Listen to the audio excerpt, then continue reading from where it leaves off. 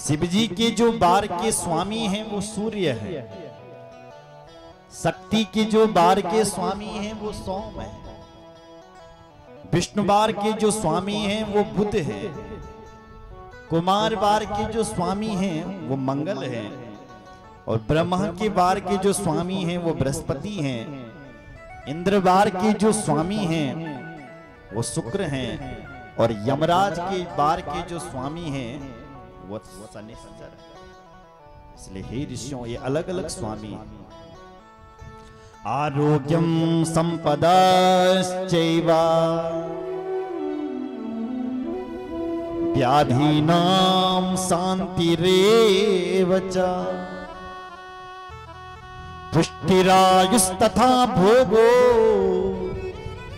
मृतिर्हा निर्यथा क्रमः।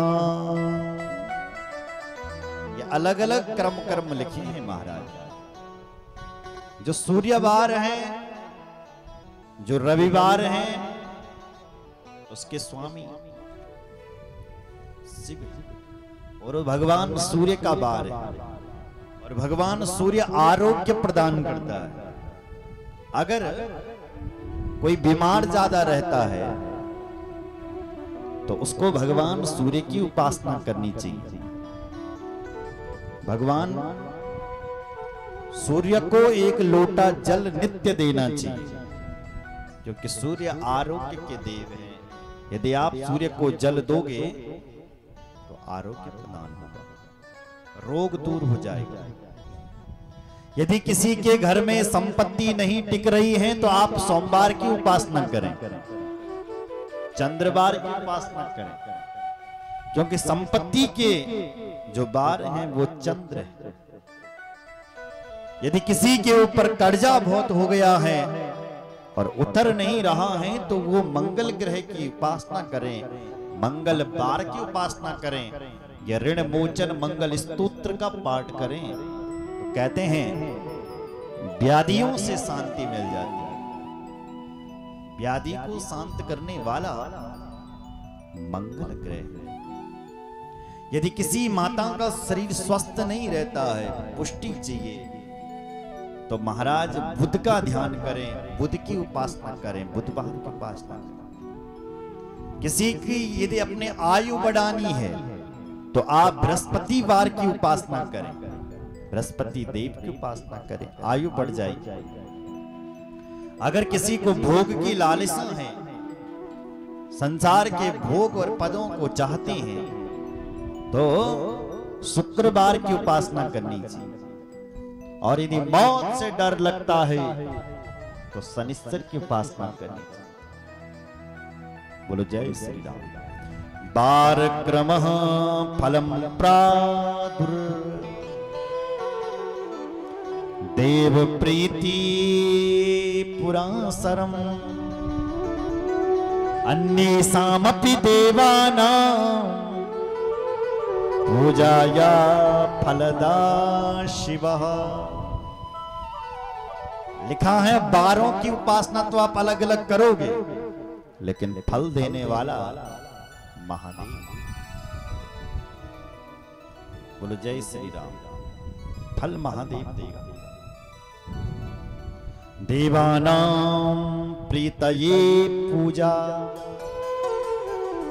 पंचदेव प्रकल्पिता तत्मंत्रा जपो होमो दानं चैव तपस्तथा। देवानां प्रीतये पूजा, देवताओं की प्रीति, देवताओं से प्रेम, भगवान की पूजा, ओम मंत्र जप दान तप, प्रत्येक गृहस्थी व्यक्ति को हमेशा अपने जीवन में कर देनी चाहिए। जय श्री राम। सतयुग में यदि कोई दान पूजा पाठ करता था तो उसको 100 गुना फल मिल जाता था, लेकिन जैसे ही त्रेता युग आया तो महाराज 25 घट गया, 75% मिलने लग गया। जैसे ही द्वापर युग लगा तो 25 और घट गया, 50% फल मिलने लग गया। और जैसे ही उसके बाद कलयुग प्रारंभ हुआ 25 और घट गया, 25% मिलने लग गया। अब जब तुम इस कलयुग में पूजा पाठ करोगे तो 4 बार करना चाहिए, तब उसका 100 गुना फल मिलता है। 100% फल मिलता है मेरी, जब 4 बार करोगे। इसलिए ऋषियों ने कहा, शिव पुराण में लिखा गया है, यदि तुमने दान भी देना है तो 4 बार दो, शिव जी पर जल भी चढ़ाना है तो 4 बार चढ़ाओ, ताकि हमें 100% फल। त्रेता युगे त्रिपादं च द्वापरार्धिं तथा स्मृतं कलौ पादं तु विज्ञेयं तत्पादोनं तथोर्धका। यदि इस विधि से किया गया पाठ पूजा होगा तो वो अनंत गुना फल देगा। बोलो जय श्री राम। अच्छा, तो कौन सा दिन श्रेष्ठ है? बोले संक्रांति का दिन श्रेष्ठ है। 12 महीनों में 12 संक्रांतियां होती है, और उन संक्रांतियों के दिन किया हुआ देव दर्शन, चढ़ाया हुआ धामेश्वर देव में 1 लोटा जल कई गुना फल देता है। इसलिए लिखा गया है, शुद्धात्मनः शुभ दिने पुण्यम समफलम विदु तस्मात् 10 गुणम ज्ञेयम् रवि संक्रमणे बुधा। शुद्धात्मन शुभ दिने पुण्य दिने। कौन सा पुण्य दिन होता है? बोले संक्रांति का दिन पुण्य दिन होता है। इसलिए संक्रांति के दिन किया हुआ पुण्य 10 गुना ज्यादा फल देता है मेरी मां। इसलिए संक्रांति के दिन दान देना चाहिए। और यदि उससे भी तुम्हें यदि 10 गुना और फल चाहिए तो लिखा है, ततश्चा सूर्य ग्रहणे पूर्ण कालो तमे पितु जगद रूपस्य सूर्यस्य विषयोगाचरो गदम। तो कभी सूर्य ग्रहण लग जाए, सूर्य ग्रहण के समय यदि दान पुण्य किया जाए तो 20 गुना फल ज्यादा मिलता है। जगत रूपस्य सूर्यस्य, हमारो जीवन सूर्य की दड़ी से जुड़ो। और यदि हम सूर्य उदय से पहले उठ जाते हैं तो आप स्वस्थ रहोगे। जो लोग तब उठते हैं जब सूर्य उदय हो जाता है, जब घाम लगे तो बैठता, अब तक आंख का खून लग गया, तो कहते हैं बीमारी उसके अंदर प्रवेश करती है। और यदि सूर्य को जगाने के लिए उठता है तो कहते हैं बीमारी का कभी नाम नहीं आएगा। जगत रूपस्य सूर्यस्य, हमारा जीवन सूर्य से जुड़ा हुआ है। इसलिए सीखना भी है तो भगवान सूर्य से सीखो। नियम क्या होते हैं, कानून क्या होते हैं, ये भगवान सूर्य को अच्छी तरह पता। इधर देखो मेरी ओर, हनुमान जैसा बुद्धिमान नहीं है कोई दुनिया में। किसके जैसा? हनुमान जैसा। क्योंकि हनुमान जी हर जगह प्रथम श्रेणी से पास होते हैं। बलवानों में भी कितने बलवान हैं हनुमान जी? बोले अतुलित बलधाम। कल्पना नहीं कर सकते, सोच नहीं सकते आपकी कितना बल होगा। बोले अतुलित बल। हो सके तो पूरे उत्तराखंड को ही उठा दे हनुमान जी, पहाड़ी उठा देते हैं, के अंदर इतना बड़ा बल, अतुलित बल है। और बलशाली होने के साथ बुद्धिमान भी, बुद्धिमता श्रेष्ठम, बुद्धिमानों में भी श्रेष्ठ है। होता क्या है, जो बलवान होता है वो बुद्धिमान कम होता है, लेकिन हनुमान जी दोनों है। बलवानों में भी महाबलवान और बुद्धिमानों में भी महाबुद्धिमान। यदि कोई है तो वो हनुमान। अतुलित बल और अतुल्य बुद्धि है।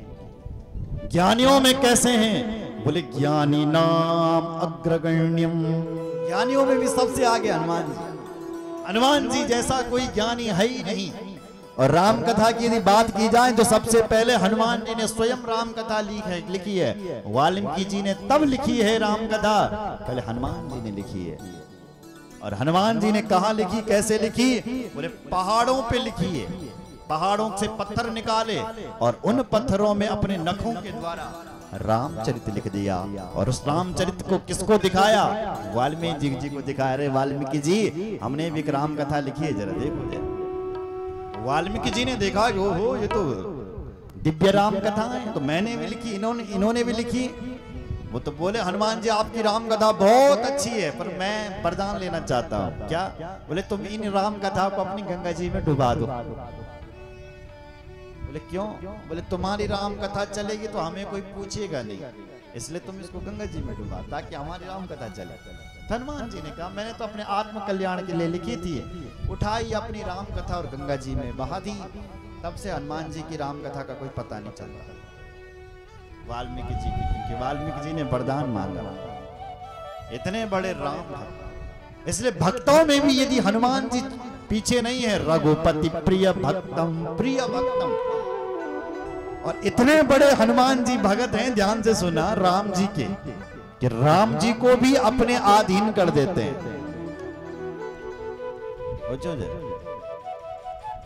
राम जी को भी अपने अधीन। सुमिर पवन सुत पावन नाम, अपने बस कर रहा कि राम, अपने बस कर रहा कि राम,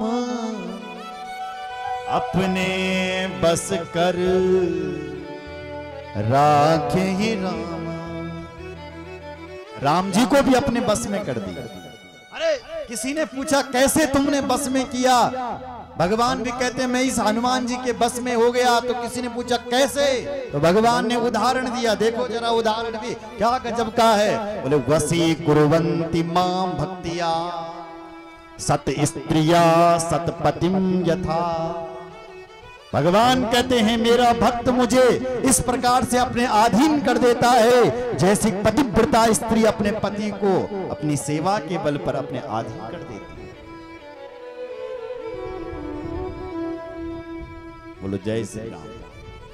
अपनी पति की नहीं सेवा कहते ना, बोले एक पत्नी, ये तो पत्नी जैसी बोलती है ऐसी पति करता है। रुक पति तो रुक गया, चल पति तो चल पड़ा पति, यहां नहीं जाना तो नहीं किया। क्यों? क्योंकि प्रेम वसी कुर्वन्ति मां भक्तिया सत स्त्रिया सतपतिम यथा। भगवान भी वही बात कहते हैं, जैसे एक पतिव्रता स्त्री अपनी सेवा के बल पर अपने पति को अपने अधीन कर देती है, ऐसा मेरा जो भक्त होता है वो मुझे भी अपनी सेवा के बल पर अपने अधीन कर देता है। तो इसलिए इतनी बड़ी सेवा हनुमान जी ने की कि राम जी को भी अपने अधीन कर दिया। तो कहने का भाव मेरा ये था कि हनुमान जैसा बुद्धिमान नहीं है कोई दुनिया में, लेकिन हनुमान के भी जो गुरु हैं वो भगवान सूर्य है। सूर्य से दीक्षा लेते हैं, सूर्य से ज्ञान पढ़ते हैं। क्यों? क्योंकि सूर्य के पास अनुशासन है। देखो भगवान सूर्य को देखो, टाइम से आ रहे हैं वो टाइम से जा रहे हैं। कभी देर की उन्होंने, हम लोग देर कर सकते हैं लेकिन बाबा सूर्य कभी देर नहीं कर सकता। और देखो अपनी गति से चल रहा है। भगवान सूर्य यदि थोड़ी सी यदि नीचे आ जाएं तो मैं कह रहा हूं भस्म हो जाएगा इस धरती का भस्म। यदि थोड़ी सी नीचे आ जाएं भगवान सूर्य और थोड़ी यदि ऊपर हो जाएं भगवान सूर्य तो बर्फ जम जाएगा इस धरती में, इतनी ठंड पैदा हो जाएगी। तुलन रखा है, संतुलन। ऐसे कौन है? सूर्य। इसलिए जगत रूपस्य सूर्यस्य विषयोगा च रोगदम। जो महान भाव अपने रोगों को दूर करना चाहते हो उनको भगवान सूर्य की उपासना अवश्य करनी चाहिए। बोलो जय श्री राम। तो मेन तो भगवान शिव की पूजा। अगर किसी को इससे भी ज्यादा फल चाहिए तो कभी मकर संक्रांति आ जाए, तो मकर संक्रांति में किया हुआ दान, दिया हुआ पुण्य, उस माघ के महीने में किया हुआ दान, दिया हुआ दान, की हुई पाठ पूजा अनंत गुना फल देती है माघ के महीने में। और यदि उससे भी यदि ज्यादा ही पुण्य चाहिए तुम्हें, तो कभी कर्क की संक्रांति आ जाए, सावन का महीना आ जाए जो चल रहा है, सावन के महीने में दिया हुआ दान, की हुई पाठ पूजा, ये भी कई गुना फल दे देती है। बोलो जय श्री राम। इसलिए ही ऋषियों, इन दिनों अनंत पुण्य करना चाहिए। अभी 16 तारीख तक सावन रहेगा, तो तब तक आप पुण्य करते रहो, तब तक ये कथा भी चलती रहेगी। 17 तारीख को कथा विराम हो जाएगी और सावन भी विराम की ओर जाएगा। बोले शंकर भगवान की जय। हर हर महादेव, हर हर महादेव। बोले महाराज यदि भगवान शिव जी को प्रसन्न करना है तो उसके लिए क्या करना? बोले उसके लिए तुम मिट्टी का शिवलिंग बनाओ। तो आइए एक भजन करते हैं, उसके बाद हम बताते हैं कि कैसी पूजा महादेव की करनी चाहिए मिट्टी की शिवलिंग। आगे ये भी बताएंगे कि शिव जी के ऊपर का प्रसाद खाना चाहिए या नहीं खाना चाहिए। ये भी बताएंगे कि शिव जी के ऊपर की दक्षिणा लेनी चाहिए कि नहीं लेनी चाहिए। हाँ, इसलिए कुछ सीख के जाओ जरा। बोले शंकर भगवान की जय। शिव जी बाबा, शिव जी बाबा, उत्तराखंड का रहने वाला। शिव जी बाबा उत्तराखंड का, शिव जी बाबा, शिव जी बाबा उत्तराखंड का, शिव जी बाबा, शिव जी बाबा, उत्तराखंड का रहने वाला। शिव जी बाबा, शिव जी बाबा, पहाड़ों का रहने वाला। शिव जी बाबा, शिव जी बाबा, पहाड़ों का रहने वाला। पहाड़ों का रहने वाला, पहाड़ों का रहने वाला। उत्तराखंड का रहने वाला, उत्तराखंड का रहने वाला। शिव जी बाबा, शिव जी बाबा, पहाड़ों का रहने वाला। शिव जी बाबा, पहाड़ी बाबा, शिव जी बाबा, पहाड़ों का रहने ये वाला। पहाड़ी बाबा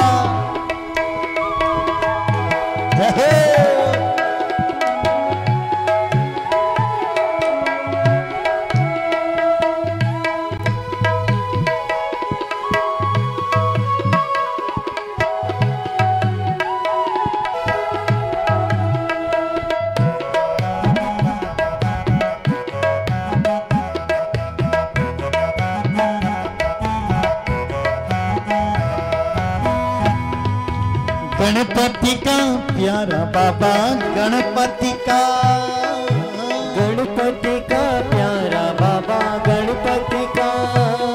अरे गणपति का प्यारा बाबा, गणपति का, गणपति का प्यारा बाबा, गणपति का।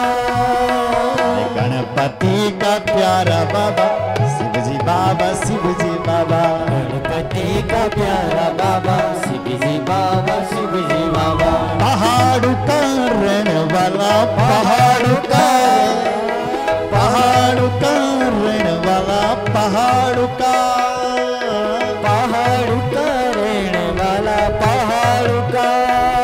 अरे पहाड़ों का रहने वाला, शिव जी बाबा, शिव जी बाबा, पहाड़ों का रहने वाला, शिव जी बाबा, शिव जी बाबा। पहाड़ों का रहने वाला, शिव जी बाबा, शिव जी बाबा, पहाड़ों का रहने वाला, शिव जी बाबा, शिव जी बाबा। हे महादेव।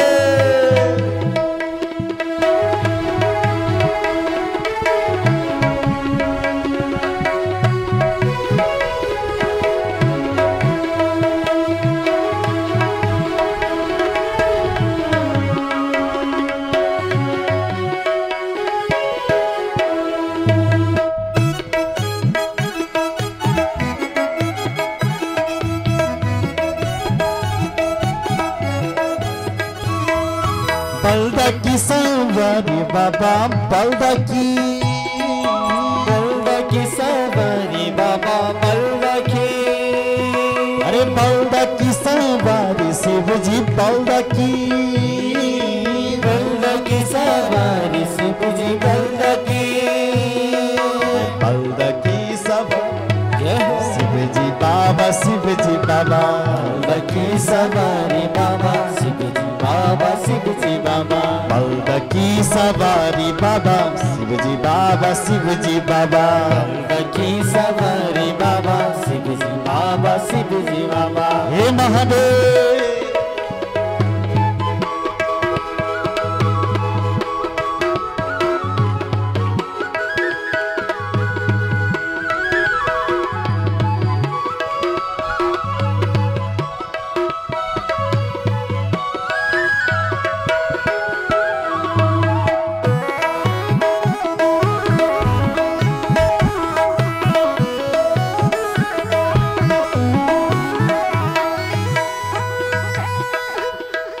पार्वती का प्यारा बाबा पार्वती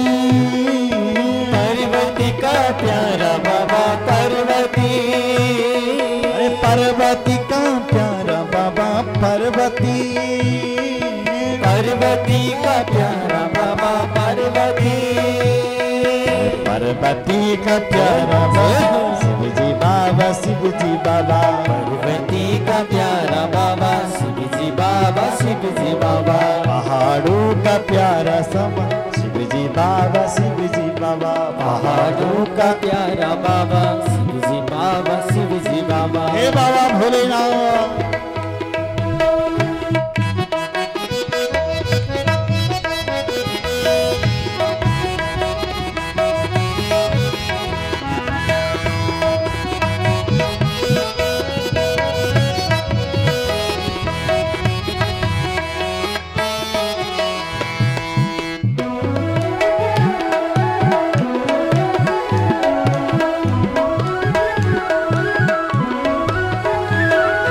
डमरुते बजून वाला डमरुते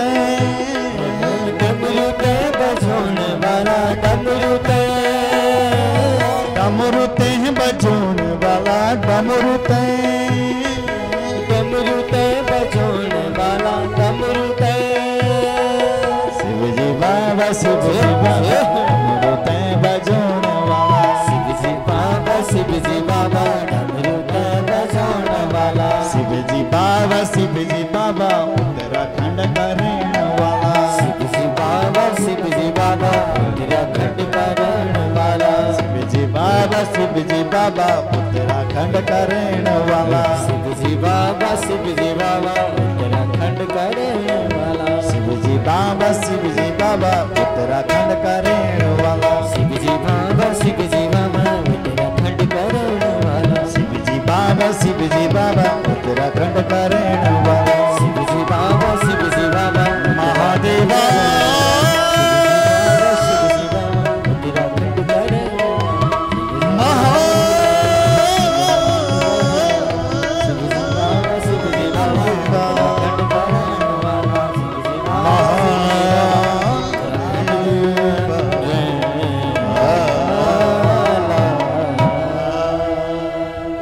महादेवा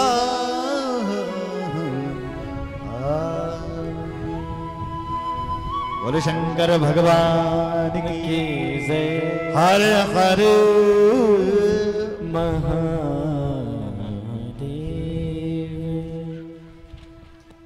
हवा बहुत हो रही है, आप लोग बैठे रहें।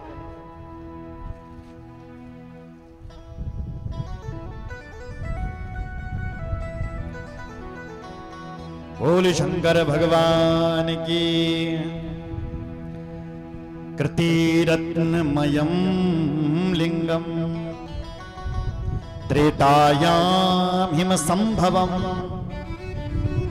द्वापरे पारदं श्रेष्ठं पार्थिवं तो कलो युगे। कलयुग के शिवलिंगों का वर्णन किया गया है। बोलो जय श्री राम, जोर से बोलो। कौन सा शिवलिंग श्रेष्ठ है? बोले सतयुग में मणियों का शिवलिंग श्रेष्ठ था, द्वापर युग में, त्रेता युग में स्वर्ण का शिवलिंग श्रेष्ठ था, द्वापर युग में पारद शिवलिंग श्रेष्ठ था और कलयुग में पार्थिव शिवलिंग श्रेष्ठ है। द्वापरे पारदम श्रेष्ठम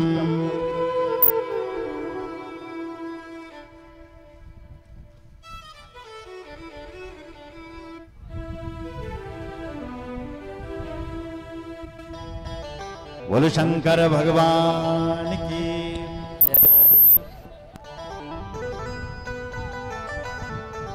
कृत्रेरत्नमयं लिंगम त्रेतायां हेम संभवम् द्वापरे पारदं श्रेष्ठं पार्थिवं तु कलो युगे।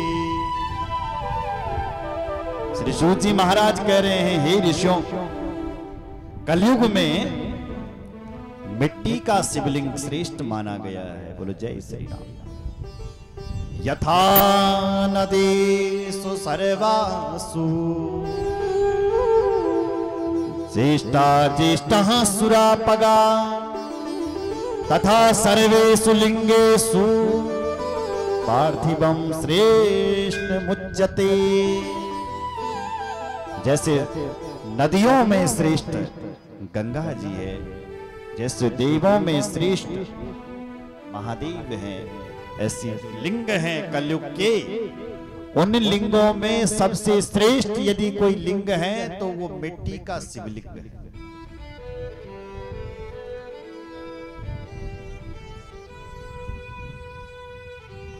मिट्टी का जो शिवलिंग होता है वो हमारी मनोकामनाओं को सिद्ध करता है। इसलिए कलयुग में मिट्टी के शिवलिंग को ही श्रेष्ठ बताया गया है। बोलो जय श्री राम, जोर से बोलो। हाँ। महाराज ऋषियों ने पूछा, हे प्रभु ये बताइए कि शिव जी का प्रसाद खाएं कि ना खाएं, क्या करें? तो सूत जी महाराज कहते हैं, क्या कहते हैं? शिव भक्ता रुचि शुद्धा सद्वृत्ति निश्चया अभाक्षे शिव नैवेद्यम त्यजेदाग्रह्य भावना। जो शिव जी का भक्त है, जो महादेव को मानता है, ऐसे लोगों को शिव जी के नैवेद्य को नहीं खाना चाहिए, इस भावना का ही त्याग कर देना चाहिए। अगर ऐसा तुम सोचते भी हो कि हमें महादेव का शिवलिंग का प्रसाद नहीं खाना चाहिए, यदि तुम सोचते भी हो ऐसा, तो भी तुम्हें पाप लगता है। अरे शिव जी का नैवेद्य खाने की बात तो दूर रही, यदि तुमने महादेव का नैवेद्य यदि देख भी लिया तो देखने से भी पुण्य मिलता है। दृष्ट्वा वपि शिव नैवेद्यम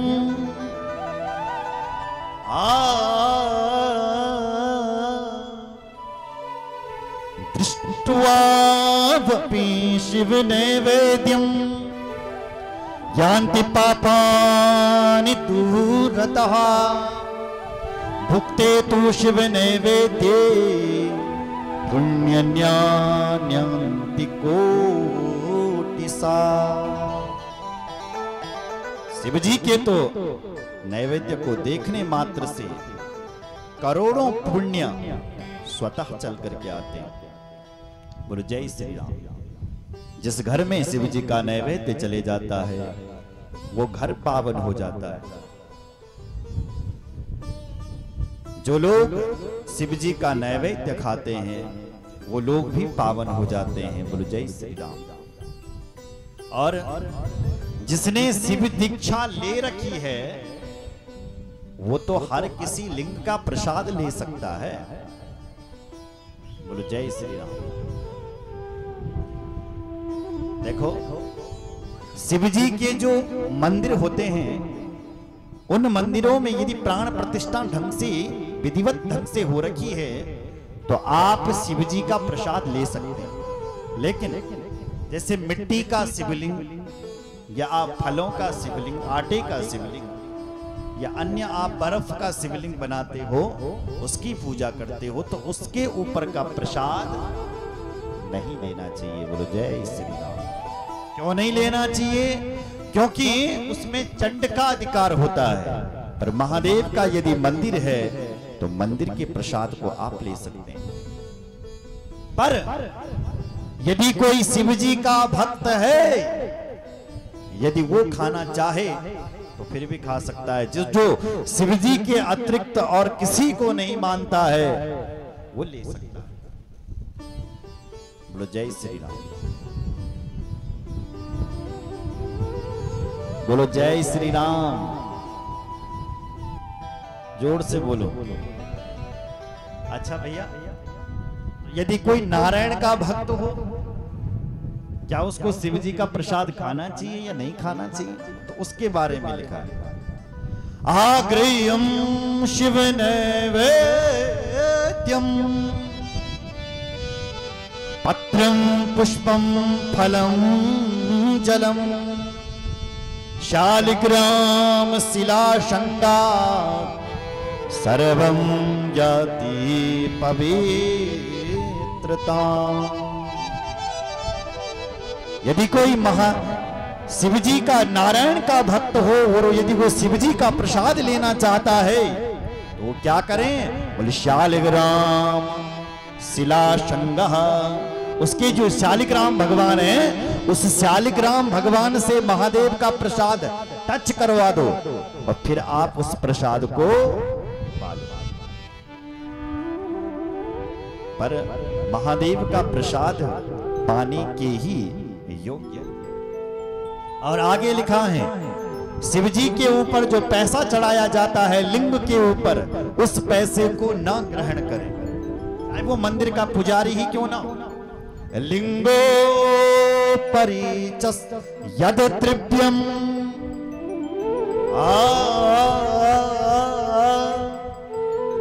लिंगो परिच यद द्रव्यम तद्ग्राह्यं मुनीश्वरा सुपवित्रं च तज्ञेयं यल्लिंगस्पृशवायता। शिव जी के ऊपर जो पैसा चढ़ाया हुआ है लिंग के ऊपर, उसको तो नहीं लेना चाहिए। पर यदि किसी ने लिंग से वो पैसा स्पर्श करवा दिया और फिर किनारे रख दिया, फिर मंदिर का पुजारी उस पैसे का ग्रहण कर सकता है।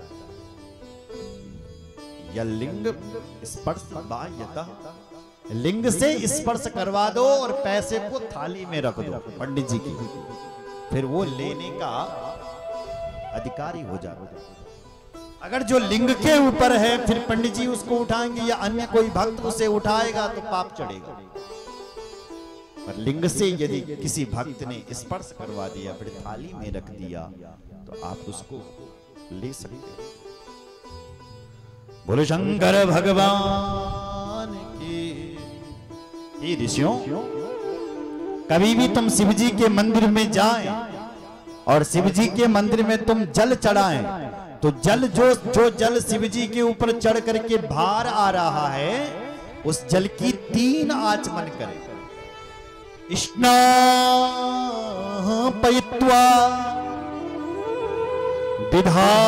विधायेन यो लिंगास्मन्मोदकं त्रिपिबेत् त्रिविधं पापं तस्यैयासु विनश्यति। स्नापयित्वा विधायेन। देखो, त्रिपिबेत् त्रिविधं पापं तस्य हाशु विनश्यति। यदि आप, बोलो जय श्री राम, बड़ी महादेव के ऊपर जल चढ़ोण सुने तुम, एक लोटिया जल चढ़ोण और फिर जो जल बाहर आ रहा है उसकी 3 आचमन करना है, 3 बार वो जल पीना है। तो हमारे 3 प्रकार के ताप शांत हो जाते हैं। यहां लिखा त्रिपिबे त्रिविधम पापम। अगर आप उस जल की 3 आचमन करते हो तो आप 3 प्रकार के पाप शांत हो जाते हैं। ताप दैहिक दैविक भौतिक ताप, ये 3 प्रकार के ताप। एक दैहिक ताप होता है, एक दैविक होता है और एक भौतिक ताप होता है। कैसे? एक होता आध्यात्मिक जिसको कहते हैं दैहिक। ये भी 2 प्रकार के होते हैं, एक शारीरिक और एक मानसिक। जैसे शरीर में फोड़ हुई, फुंसी हो गया, बुखार आ गया, मलेरिया आ गया, तो किस में हो रहा है? शरीर में हो रहा है। ये है शारीरिक ताप। कुछ लोग कहते हैं शरीर से में तो मैं ठीक हूँ, शरीर मेरा मस्त है, पर क्या करें क्रोध भयंकर आता है, मेरी मानसिकता कभी ठीक नहीं रहती, मैं हर समय नाराज और क्रोधी हूँ। तो कुछ लोग होते हैं वो ठीक नहीं आया इसलिए हमें क्रोध आता है, या घर में कोई ढंग से काम नहीं करता इसलिए हमें क्रोध। तो अब शरीर से तो आप ठीक हैं पर मन से परेशान है, मानसिक ताप है आपका। तो भगवान की ये 3 आचमन जल का पान कर लो, भले ये तीनों ताप, वो दोनों ताप आपके शांत हो जाएगा। कहते हैं आध्यात्मिक ताप। दूसरा होता है आदिदैविक, जो अपने द्वारा नहीं देवताओं के द्वारा किया जाता है। कैसे? जैसे उस भाई ने टेंट बहुत अच्छा लगाया, व्यवस्था भी बहुत अच्छी की, पर क्या करें ऐसा तूफान आ गया, ऐसी बारिश हो गई कि सब देखो अपनी तरफ से तो बहुत किया, दैव प्रदत्त है, अपने हाथ की बात नहीं है। देवताओं ने ऐसा किया जो चौपट हो गया सब कुछ। तो ये क्या है? दैविक ताप। अगर महादेव के चरणों में ये 3 आचमन जल का पान कर लिया तो ये ताप ही नहीं आपको सताएगा। तो दैविक ताप किसे कहते हैं थोड़ा और समझो। जैसे आपने फसलों पर बहुत अच्छी मेहनत, तुमने रोपनी लाई, धान बोया, उसके बाद खूब निलाई गुड़ाई की, धान भी बहुत अच्छी हुई, क्या करें काटने का जैसी समय हुआ ऐसे डांडा पड़े, औले पड़े, फसल चौपट। अब आपने तो अच्छी मेहनत की थी, पर क्या करें दैव प्रदत्त है, इसको कहते हैं दैविक ताप, जो अपने द्वारा नहीं देवताओं के द्वारा किया जाए, कुदरत का करिश्मा, इसको कहते हैं कुदरत। तो इस ताप से भी तुम मुक्ति पाओगे यदि महादेव के ऊपर जल चढ़ाओगे और फिर 3 आचमन करोगे। तीसरा ताप है भौतिक ताप। भौतिक मतलब भय से जो ताप उत्पन्न होता है। भय जैसे किस चीज का भय? जैसे हमारे क्षेत्र में रेखा में बाघ लगी हो आजकल, इटलो भीतर बाघ नहीं आओ, है ना? तो ये किस चीज का भय हो रहा है, किस चीज का डर लग रहा है? बाघ। तो इसको कहते हैं भौतिकता। या आपने सांप देख लिया, भीतर तो नहीं पर बाहर नहीं आए, अब डर लगने लगे, अंदर तो चलेगा लेकिन बाहर नहीं आया, बड़ा डर लग रहा है कमरे में जाने से। तो ये किस चीज का भय हो रहा है? सांप का भय।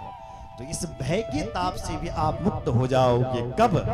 जब महादेव के इन के ऊपर जल चढ़ाओगे और फिर उस जल का 3 आचमन करोगे।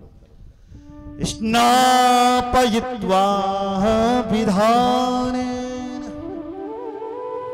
यो लिंग स्नानं मोदकम् त्रिपिबे त्रिविधं पापं तस्येहा सुविनश्यति।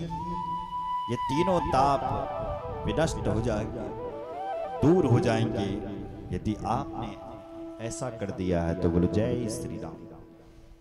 आगे बिल वृक्ष की महिमा का वर्णन किया गया। बिल का जो पेड़ है वो साक्षात भगवती पार्वती है।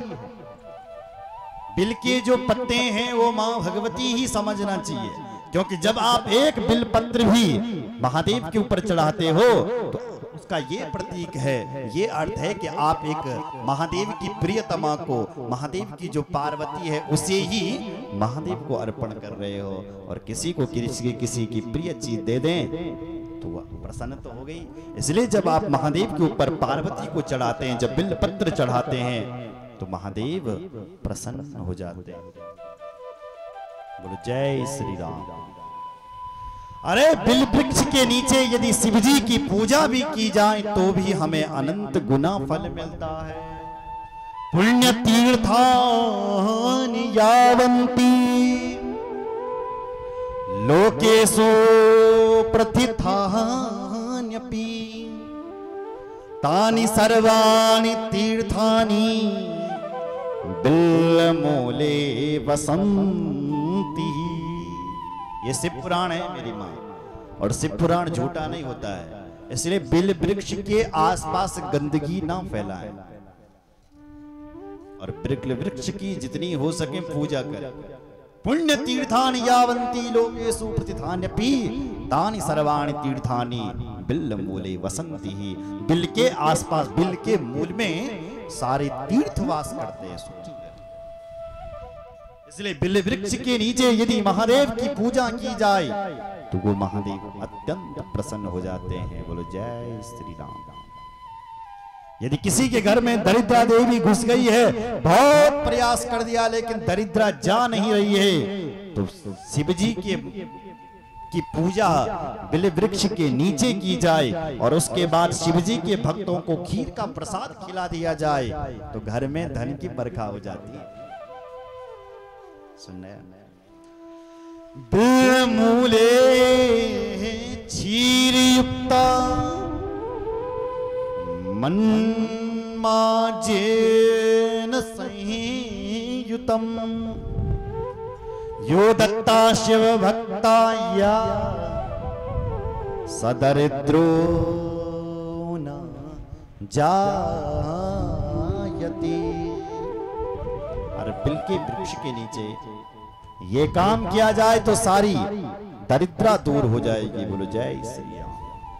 इसलिए बिल के वृक्ष का भी आदर करें और बिल के वृक्ष में हो सके तो उसका पूजन करें, उसके नीचे शिव जी का पूजन करें और हो सके तो फटी हुई बिलपत्र महादेव को ना चढ़ाएं, साफ सुथरे बिलपत्र चढ़ाएं। बोलो जय श्री राम।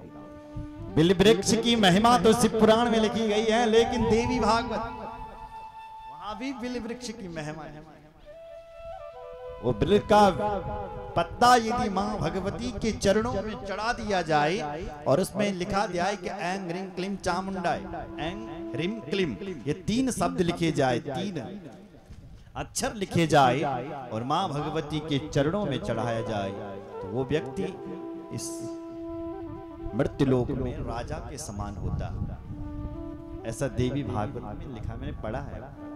जय श्री। आगे ऋषियों ने पूछा, हे गुरुदेव आप हमें भस्म की महिमा बताइए और रुद्राक्ष की महिमा बताइए। सूत सूत महाभाग व्यास शिष्या नमोस्तुते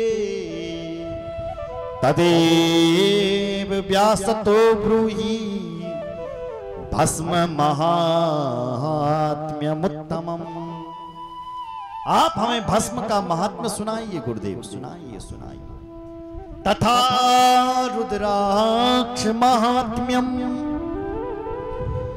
नाम महात्म्यमुत्तमम् त्रितयं ब्रूहि सुप्रीत्या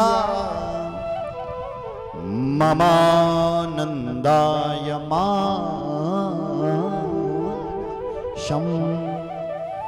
तथा रुद्राक्ष महात्म्य, आप हमें रुद्राक्ष का महात्म्य भी सुनाइए, हम सुनना चाहते हैं, सुनना चाहते हैं। आप हमें शिव जी के नाम की महिमा भी सुनाइए, शिव नाम की महिमा क्या है आप ये भी सुनाइए। बोलो जय श्री राम। जोर से बोलो।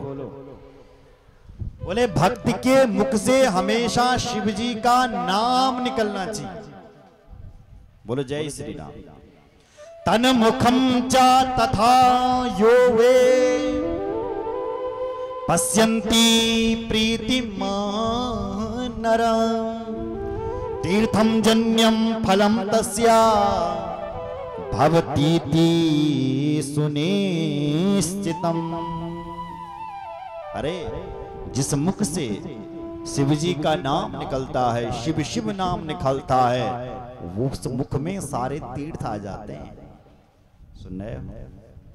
अरे शिव जी का नाम यदि किसी की वाणी से निकल जाए तो वो हमारे पापों को ऐसे दूर करता है जैसे जंगल में जब आग लगती है तो सब कुछ भस्म हो जाता है। ऐसी जब शिव जी का नाम हमारे मुख से निकलता है तो हमारे जितने भी पाप हैं सब भस्म हो जाते हैं। सुन रहे हो? कल्याण करता है नाम, इसलिए नाम रटो। नाम की महिमा पता हो चाहे ना हो फिर भी रटो। क्यों? बोले तुम्हें पता हो चाहे ना हो, यदि गलती से तुमने बिजली का तार पकड़ लिया तो जबरदस्त करंट लगेगा, नहीं लगेगा? तुम्हें पता हो चाहे ना हो, यदि गलती से तुमने यदि जहर पी लिया तो मरना तो पड़ेगा। ऐसी यदि पता हो नाम की महिमा चाहे ना हो, यदि मुख से शिव शिव नाम निकल गया तो उद्धार 100%। इसलिए महादेव का नाम नित्य अपने मुख से अवश्य लेना चाहिए। बोलो जय श्री। दूसरी है महादेव की भस्म अपने माथे पर धारण करनी चाहिए। धारणं मंत्रः प्रोक्तम् दग्धा गोमय संभवम् तदपि द्रव्यमे युक्तम् त्रिपुंडस्य महामुने। त्रिपुंडस्य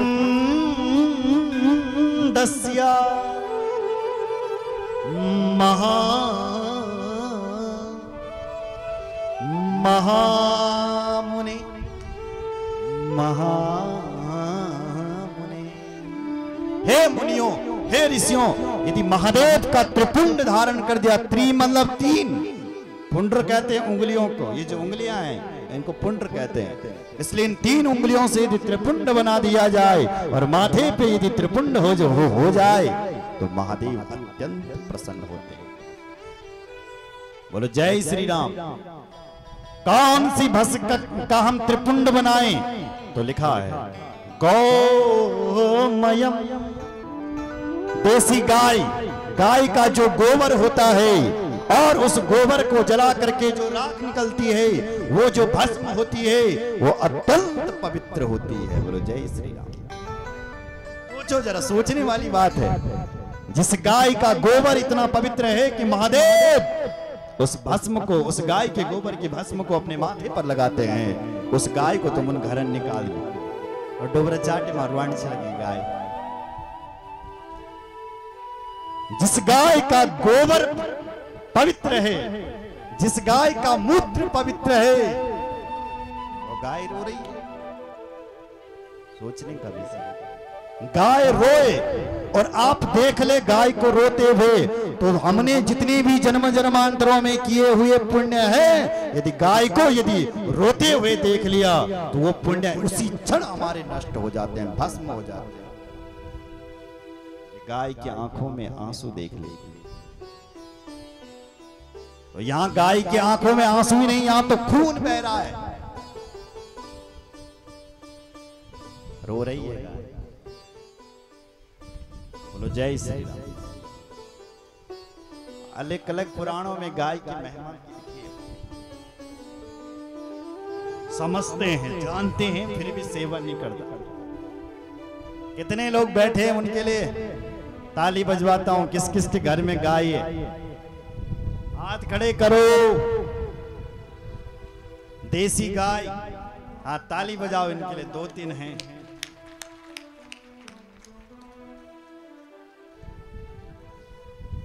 बोलो जय श्री राम। अग्निहोत्रो हितं भस्मा संग्राह्यं वा मनिः शिभि अन्ययज्ञोत्थितं वापि त्रिपुंडस्य च धारणे। त्रिपुंडस्य जधारणे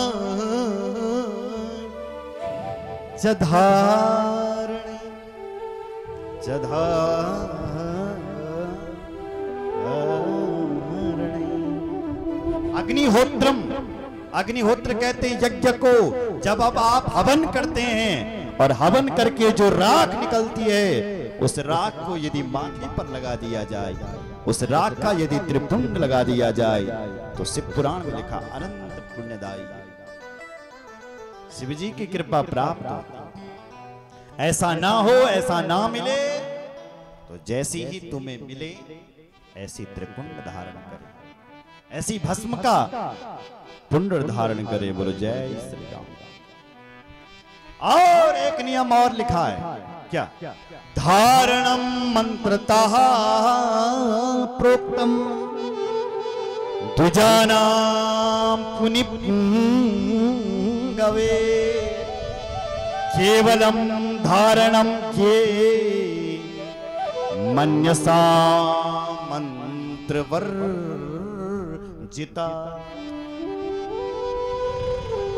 धारणम मंत्रतः प्रोक्तम द्विजानां, ब्राह्मणों को चाहिए कि वेदों में जो मंत्र लिखे हुए हैं भस्म के, उन वेदों के मंत्रों को बोल करके अपने माथे पर आप भस्म धारण करें। और जिन लोगों को मंत्र नहीं आता है, उन लोगों के लिए लिखा है, जिनको वेद मंत्र नहीं आता है, वो शिव जी का नाम लेकर के अपने माथे पर शिव शिव नाम लेकर के त्रिपुंड धारण करें, तो आपको फल मिलेगा। बोलो जय श्री राम। जो लोग शिव जी के त्रिपुंड की निंदा करते हैं, ऐसे लोग नरक में जाते हैं। कहां जाते हैं?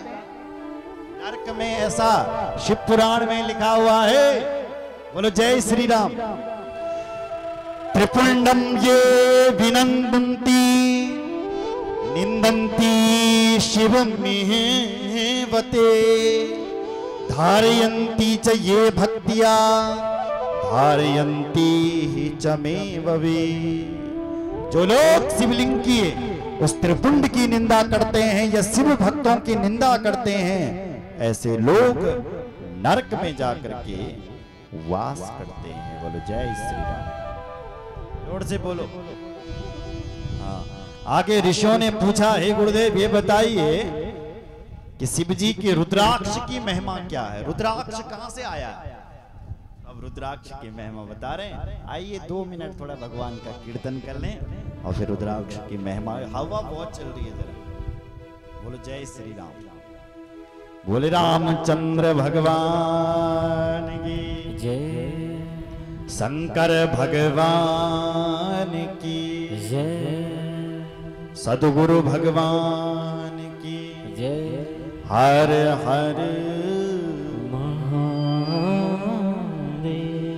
हर हर महादेव,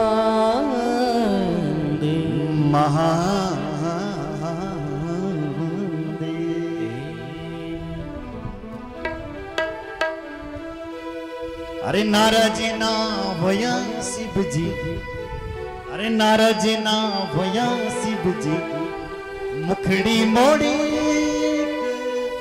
अरे त्वेसे वाला गंदो शिव जी हाथ जोड़ी के। नाराज ना होया शिव जी मुखड़ी मोड़ी के, त्वेसे वाला गांदो बाबा हाथ जोड़ी के।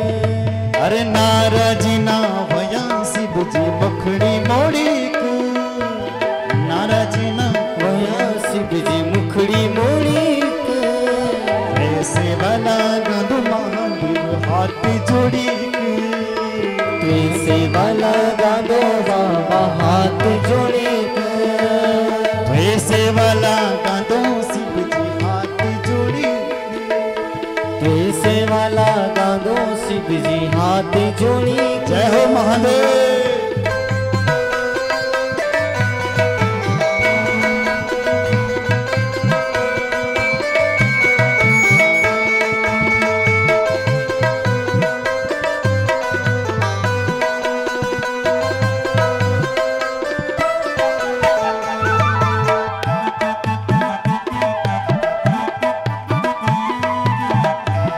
जय हो। दोनों हाथ ऊपर उठाओ, हाथ ऊपर उठाओ।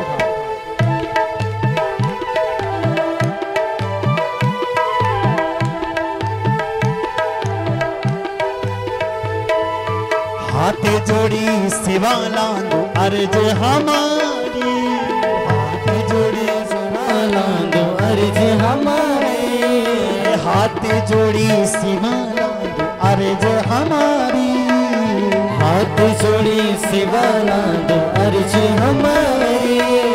राज खुशी रख्या शिव जी कृपा तुम्हारी, राज खुशी रख्या शिव जी कृपा तुम्हारी, राज खुशी रख्या बाबा कृपा तुम्हारी, राज खुशी रख्या बाबा कृपा तुम्हारी। हाथ जोड़ी, हाथ जोड़ी सेवा लांदो अर्ज हमारी, हाथ जोड़ी सेवा लांदो अर्ज हमारी, राज खुशी रख्या बाबा कृपा तुम्हारी, खुशी रख्या बाबा कृपा तुम्हारी। हे महादेव।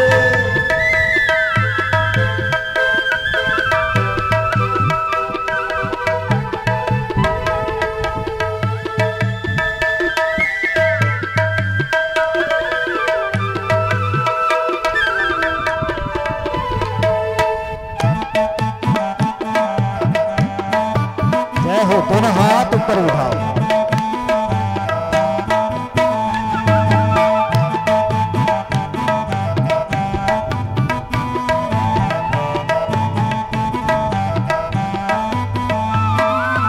गोद मगानी सुच पर्वत लेक, गोद मगाने सुच पर्वत लेक, गोद मगानी सुच पर्वत लेक, गोद मगाने सुच पर्वत लेक। मस्त बण्या वाला शिव जी भांगो लपेक, मस्त बना होला शिव जी भांगो लपेक, मस्त बण्या वाला शिव जी भांगो लपेक, मस्त बना होला शिव जी भांगो लपेक। नारज जय हो। नारज ना वया शिव जी मुखड़ी मोड़ीक, नाराज ना वया शिव जी मुखड़ी मोड़ीक। ऐसे वाला गंद महादेव हाथ जोड़ीक, तुझसे वाला गांधू बाबा हाथ जोड़ीक, ऐसे वाला गंद महादेव हाथ जोड़ीक, तुझसे वाला गांधू बाबा हाथ जोड़ीक, ऐसे वाला गंद शिव जी हाथ जोड़ीक, तुझसे वाला गांधू शिव जी हाथ जोड़ीक, ऐसे वाला गंद शिव जी हाथ जोड़ीक। जोड़ीक।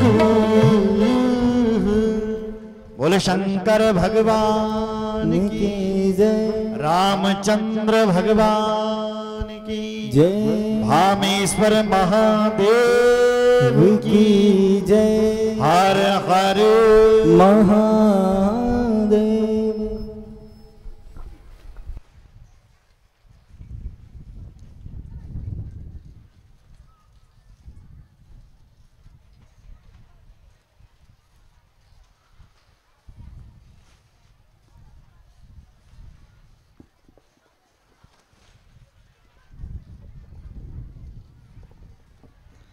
बोले शंकर भगवान की जय।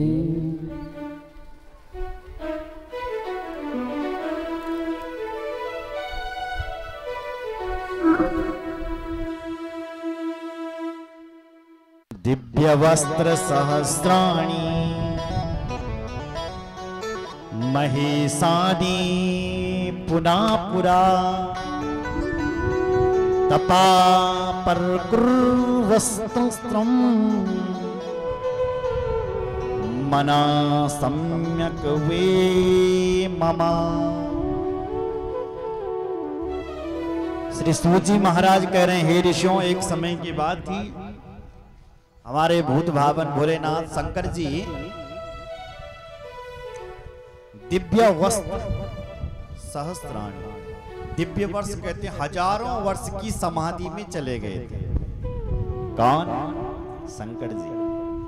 और जब हजारों वर्षों के बाद जब शंकर जी की आंखें खुली ना, ध्यान से सुनिए, तो जैसी आंखें खुली तो सामने पार्वती को देखा उन महादेव ने, तो महादेव के आंखों से आंसू छूटने लगे।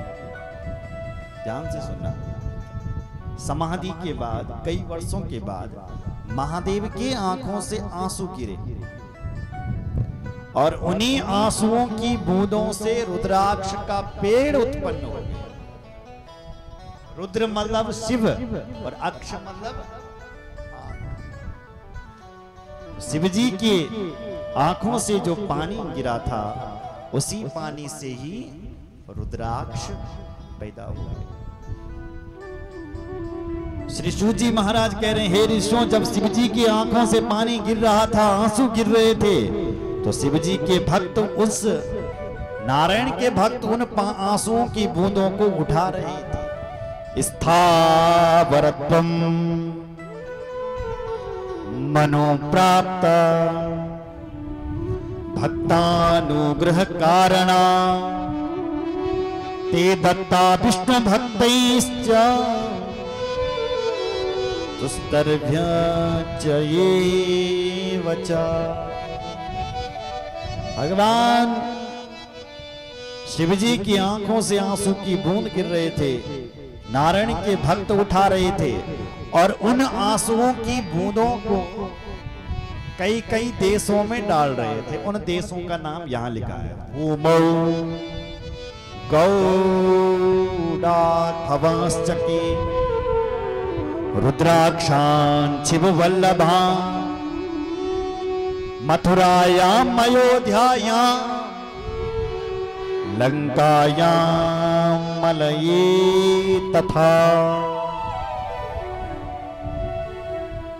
भूमौ गौड़ीसा, बंगाल में, मथुरा में, अयोध्यायाम अयोध्या में, लंकायाम लंका में, मलयाचल पर्वत में, काशी में और हरिद्वार, इन जगहों पर वो आंसू की बूंदें गिरी और इन्हीं जगहों पर रुद्राक्ष का पेड़ उत्पन्न हो गया। इन्हीं जगहों पर ही ऋषियों रुद्राक्ष भी होता है। 4 प्रकार के रुद्राक्ष होते हैं। पहला होता है श्वेत रुद्राक्ष, सफेद। दूसरा होता है रक्त लाल। तीसरा होता है पीला। और चौथा होता है कृष्ण, कहते हैं काले को, तो काला रुद्राक्ष। ये 4 प्रकार के रुद्राक्ष होते हैं। बोलो जय श्री राम। जो सफेद रुद्राक्ष है वो ब्राह्मण है, जो लाल रुद्राक्ष है वो क्षत्रिय हैं, जो पीला रुद्राक्ष है वो वैश्य हैं, और जो काला है वो कृष्ण वर्ण का है, यानी शूद्र वर्ण का है। ये 4 वर्णों की रुद्राक्ष। और रुद्राक्ष भी कई प्रकार के होते हैं। उनमें जो रुद्राक्ष बेर के बराबर होता है, बेर, ये वाला रुद्राक्ष, जो रुद्राक्ष बेर के बराबर होता है वो श्रेष्ठ होता है। जो आंवले के बराबर होता है वो भी श्रेष्ठ होता है। लेकिन जो चण के बराबर होता है, चने के बराबर छोटा सा, वो सामान्य रुद्राक्ष होता है। ऋषियों, रुद्राक्ष कोई भी हो वो हमें सुख सौभाग्य प्रदान करता है। तथापि फलदम लोकी सुख सौभाग्य वर्धनम।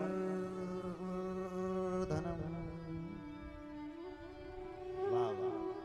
सुख देता है, सौभाग्य देता है। सौभाग्य में सब कुछ आ गया। सुभाग्य, भाग्य खुली बलिएगा।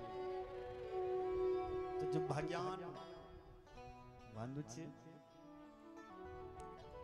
रुद्राक्ष पहन करके, वो उत्तराखंड में क्या कहते हैं, गढ़वाल में भाग्यवान। और बड़ी भगवान जो रुद्राक्ष ठीक है। अच्छा कुछ नियम लिखे हैं रुद्राक्ष पहनने वाले को, क्या बोले? मध्यम मांसम तु लसुनम पलांडुम शुक्रमेव च श्लेषमान्तकं विटवराहं भक्षणेत वर्जयेत ततः। मांद्यम, मांस नहीं खाना चाहिए उसको। मदिरा नहीं पीनी चाहिए उसको।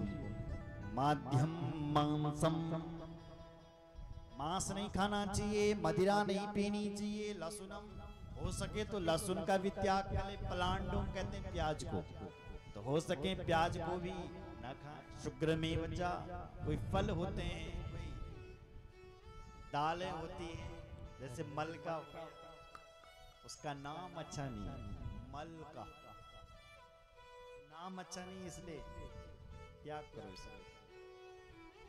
बोलो जय श्री राम।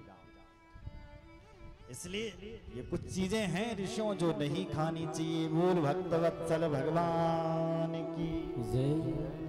आगे लिखा है जो अपने गले में रुद्राक्ष धारण करता है वो साक्षात शिव जी के धाम को जाता है। यमराज उसकी तरफ देखता भी नहीं है। ये त्रिपुंड धरा लोकी जटा धारिण एवै ये रुद्राक्ष धरास्ते वे यमलोकम प्रदर्शन्ति ना। बड़ी ये रुद्राक्ष जो अपने गलोंगल रुद्राक्ष की माला धारण चकद वो बल यमराज घर ने नंदु ठीक छे। यमराज तेल जनकते न्योंद बल ये त्रिपुंड धरा लोकी जो अपने माथे पर त्रिपुंड धारण के कद बल तेल जन भी यमराज न्योंद। और ये जटा धारण जो अपने बड़ी बड़ी जटाएं धारण करता है। साधुओं को देखा होगा आपने, वो साधु बाबा अपनी जटा बड़ा बड़ा देते हैं, लंबी सी जटा रख देते हैं। तो जो अपनी जटा धारण करता है या अपने माथे पर रुद्राक्ष धारण कर दिए, त्रिपुंड धारण करता है या गले में रुद्राक्ष धारण करता है, यमलोकम प्रदर्शन्ति ना, वो यमराज के घर नहीं जाता। जय श्री राम। सीधी सी बात ये है कि अगर तुम्हारी पहचान की बड़े बड़े नेताओं से है और तुमसे कोई गलती हो गई, हो सकता है कोई गलती हो जाए, तुमने कोई अपराध कर दिया और खबर पुलिस तक चली गई, तो पुलिस तो आएगी लेने के लिए, पर कैसे आएगी? हाथ जोड़ करके आएगी। क्यों? क्योंकि पुलिस वाला जानता है कि इसकी जो जान पहचान है बड़े बड़े मंत्रियों तक है, बड़े बड़े नेताओं तक है। इसलिए कोई अपराध भी कर दिया तो हाथ जोड़ करके। ऐसी यदि तुम्हारा संबंध यदि भगवान से होगा तो यमराज तो लेने के लिए जरूर आएगा, पर हाथ जोड़ करके। ठीक है, इसलिए भगवान से संबंध रखना चाहिए। दूसरी बात यह है कि अपने गले में रुद्राक्ष धारण करके रखें, माला धारण करके। क्यों? क्योंकि जिस कन्या का ब्याह हो जाता है ना, वो अपने गले में क्या धारण करती है? मंगलसूत्र धारण करती है। उससे उसका पता चलता है कि अब ये सब तो इसका ब्याह हो गया। जब वो अपनी मांग भरती है, अपने गले में अपने पति के नाम का मंगलसूत्र धारण करती है, तो पता चल रहा है इसका उसी प्रकार जब हम लोग जब अपने गले में भगवान के नाम की माला धारण करते हैं, भगवान के नाम की मांग भरते हैं, तो यमराज जानता है कि इसका वर्ण हो रखा है, इसका कोई पति है। और वो पति कौन है? तस्मात् देखेन मनसा भगवान शाश्वताम पति। शिवजी तो शाश्वत पति है, हम सबके प्राणपति। ओम जय जगदीश्वरी गाना आरती में गाते हैं, हम सबके प्राणपति। हम सबके प्राणपति कौन है? असली पति कौन है? भगवान है। जब हम उस असली पति के नाम की माला धारण करते हैं, उसके नाम का तिलक धारण करते हैं, तो यमराज हमारे ऊपर देखता भी नहीं है। जैसे एक कन्या जब अपने पति के नाम की मंगलसूत्र धारण करती है और मांग भरती है तो पराय पुरुष उसको देखता नहीं है, क्योंकि जानता है कि इसका वरण हो रखा है, इसका ब्याह हो रखा है। ऐसी जब यमराज हमको लेने के लिए आता है, हमारे गले में जब माला देखता है, हमारे माथे पर जब तिलक देखता है, तो उसको पता चल जाता है कि इसको ले जाना नरक में ठीक नहीं है। इसका तो कोई पति है, वो पति कौन है? भगवान है। बोले भक्त वत्सल भगवान की हर हर महादेव। ये हवा ऐसी चल रही है जैसे समुद्र में लहरें नहीं चलती। अगर हम रुके रहेंगे, जब हवा शांत होगी तभी कथा सुनेंगे, तो हवा शांत होने वाली। यदि व्यक्ति लहरों को डरता रहेगा कि जब लहरें शांत हो जाएगी तभी स्नान करूंगा समुद्र में, लहरें शांत होने वाली, यही हाल यहाँ की भी हो गई। बोलो जय श्री।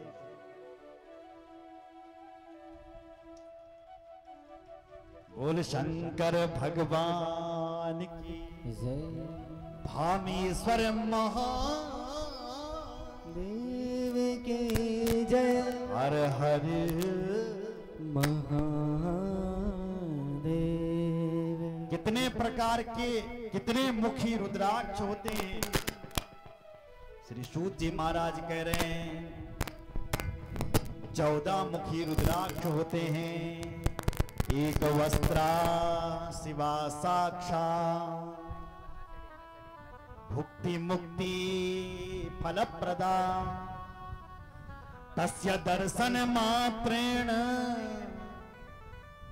ब्रह्म हत्या व्यपोहति।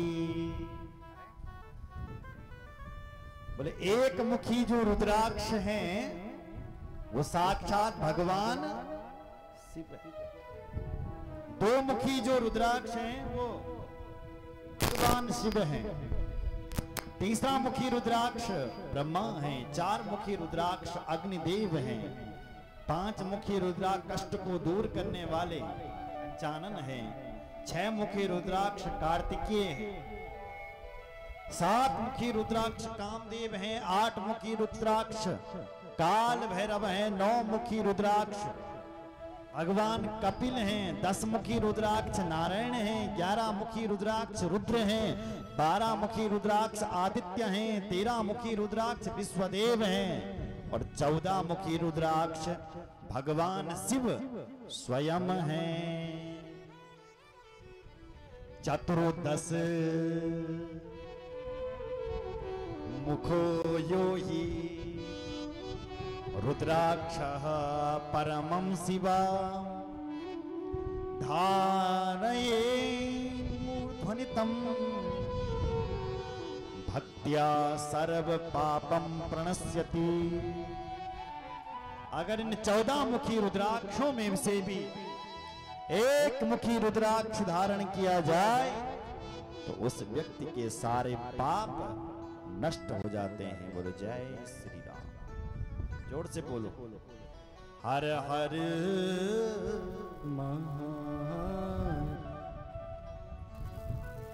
आगे श्री सूत जी महाराज कह रहे हैं हे ऋषियों, भगवान शिव जी की निंदा नहीं करनी चाहिए, क्योंकि जो शिव जी की निंदा करता है महादेव उसको अच्छा फल चखाते हैं।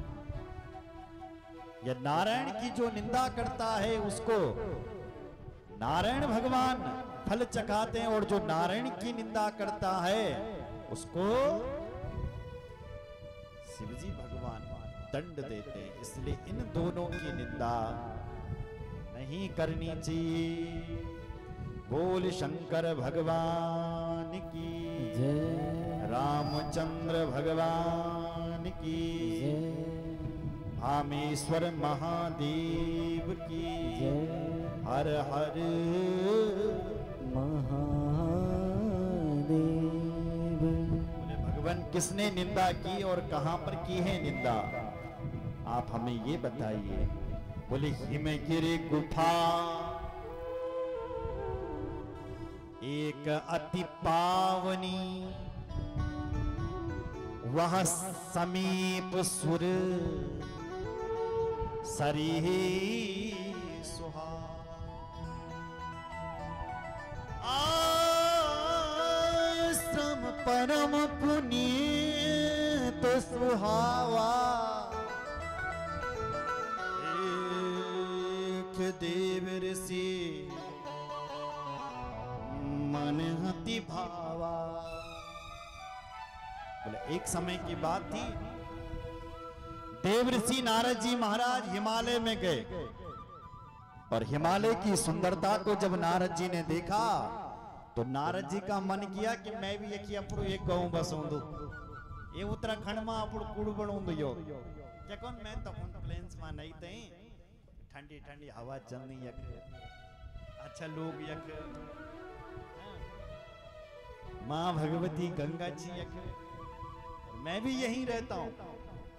लिखा है ऐसा मन नारद जी का उत्तराखंड आकर के किया। हिमगिर गुफा एक अति पावनी वह समीप सुर सरी सुहा। आश्रम परम पुनीत सुहावा, देख देव ऋषि मन हति भावा। मन कर रहा है कि मैं इसी जगह पर तप करूं, और नारद जी ने इधर उधर जाना छोड़ दिया और इस हिमालय की धरती पर, इस उत्तराखंड की धरती पर नारद जी तप करने लग गए। नारद जी को श्राप दिया हुआ है दक्ष ने कि इस नारद जी का पैर एक जगह पर नहीं टिकेगा, नारद जी हमेशा घूमता रहेगा। तो तब से नारद जी घूमते रहते थे, लेकिन जैसे ही नारद जी उत्तराखंड की धरती पर पहुंचा होगा, ऐसी नारद जी का मन किया कि मुझे भी यहाँ कथा सुननी चाहिए, भजन करना चाहिए। तो नारद जी लिखा है, नारद जी इस हिमालय की धरती पर, इस उत्तराखंड की धरती पर महाराज जप करने लग गया, तप करने लग गया, कठोर तप करता है। सुमिरत हरि साप गति बाधी, सहज विमल मन लागी समाधि। ऐसी समाधि लग गई नारद जी की कि खुलने वाली नहीं है। स्वर्ग के जो देवता थे उनको चिढ़ होने लगी, जिद होने लगी। कौन से देव को? बोले इंद्र को। तो उसने क्या किया, महाराज कामदेव को भेजा, क्योंकि धरती पर जो कोई शुभ कर्म करता है तो देवराज इंद्र को चिढ़ होती है, जलन होती है कि ये क्यों कर रहा है। क्योंकि यदि हम यहाँ ज्यादा पूजा पाठ करते हैं तो इंद्र को अपनी गद्दी खाली करनी पड़ती है, क्योंकि स्वर्ग की गद्दी पर वही बैठता है जो इस धरती पर ज्यादा पुण्य करता है। भाई जो विधानसभा में अपना बहुमत सिद्ध कर दे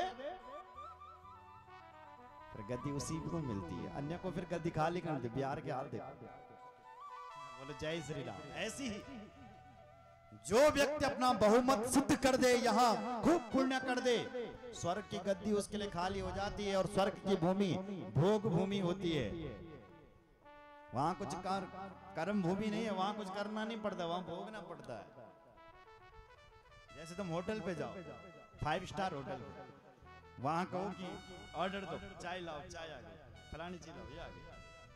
तो जब तक पैसा है तब तक तो खूब सेवा होगी उस होटल में, लेकिन जिस दिन तुम्हारे पास पैसा खत्म उस दिन घर आओ अपने। जैसे कल तक हार थे वही हाल, केवल 4 दिन की चांदनी, जब तक नोट वही हाल है स्वर्ग के। जब तक हमारे पास पुण्य रहते हैं तब तक हम स्वर्ग में ठाट बाट से रहते हैं, स्वर्ग के देवता। और जैसे ही पुण्य खत्म तो छीणे पुण्य मृत्यु लोकम विसंति, पुण्य छीन हुए मृत्यु लोक। इसलिए स्वर्ग की नहीं भगवान की चरण कमलों की कामना करनी चाहिए। बोलो जय श्री राम। तो नारद जी जब यहां तप करने लगे तो देवराज इंद्र की धड़कन तेज हो गई। इसने महाराज कामदेव को भेज दिया, तुम जाओ नारद जी की तपस्या में बाधा डालो, कामदेव आया और अनेक स्त्रियों को इसने प्रकट कर दिया, जो नारद जी के सामने झमझम करती हुई नृत्य गान करने लगी। इधर से इसका बेटा बसंत आया और बसंत ने बसंत ऋतु फैला दी, ठंडी ठंडी वातावरण की हवा, मंद मंद बरखा चारों तरफ से, ऐसा लग रहा है कि नारद जी की समाधि में बाधा डाल रहा है। कामदेव ने अपना प्रकोप दिखा दिया। लेकिन इसी कथा को जब गोस्वामी तुलसीदास बाबा का रहा था तो उन्होंने उदाहरण दिया, सूख हाट ले भाग सट। देखो देखो ये देवराज इंद्र, कैसी कैसी सोच है इस इंद्र की। देखो बोले जैसे कुत्ते की होती है, कुत्ते की, कैसे कुत्ते की, बोले एक कुत्ता गया जंगल में, ध्यान सुने जरा, एक कुत्ता गई जंगल में और तक मिली तय एक हड्डी, हड्डी मतलब सूखी हड्डी मिल वाली, और हड्डी मिली तय नहीं, और वो तीन हड्डी में क्या चपौन बैठी, खान बैठी, खाते खाते हड्डी से तो रक्त निकला नहीं, खून निकला नहीं, लेकिन उसके मसूड़ों से ही खून निकलने लग गया। उसने सोचा हड्डी से खून आ रहा है, इतना जोर जोर से खाने लग गया, जबकि हड्डी से कोई खून नहीं, उसके दांतों के मसूड़ों से खून। अब इतने में क्या हुआ कि किसी शेर की गर्जना सुनाई पड़ी, बागन डुकर ताल मार, जनी बागन डुकर ताल मारता, कुत्ता भागा हड्डी लेकर के। क्यों? बोले कुत्ता इसलिए भाग रहा है कि कहीं शेर ना आ जाए और इस सूखी हड्डी को मुझसे छीन करके न ले जाए, इसलिए सूख हाट ले भाग सट, भाग रहा है कुत्ता। अरे उस मूर्ख कुत्ते को यह नहीं मालूम कि शेर तो किसी का किया हुआ शिकार तक नहीं खाता है, शेर तो